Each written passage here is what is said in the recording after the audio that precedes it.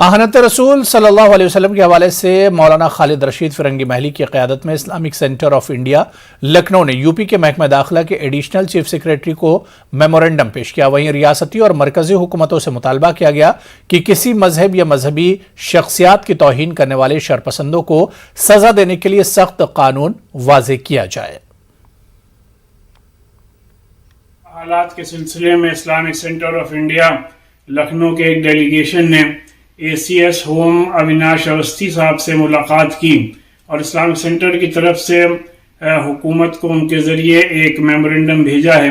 جس میں کہ اس بات کا مطالبہ کیا گیا ہے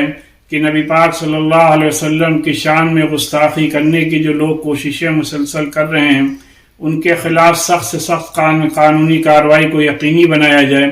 اور اس میمورنڈم میں اس بات کا بھی مطالبہ کیا گیا ہے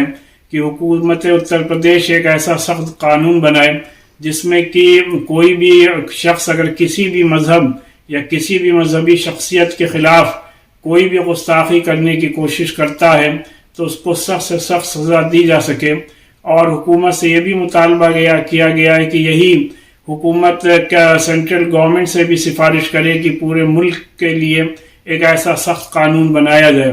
اور اسی کے ساتھ ساتھ اس بات کی بھی ڈیمانڈ کی گئی ہے کہ پورے صوبے میں ہر طریقے سے امن امان قائم رکھا جائے اور کسی کے ساتھ بھی کوئی بھی ظلم و زیادتی نہ کی جائے۔ لہذا ذمہ داروں نے اس سلسلے میں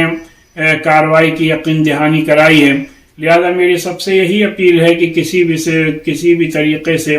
قانون کو اپنے ہاتھ میں نہ لیا جائے اور ہر طریقے سے امن و امان قائم رکھا جائے۔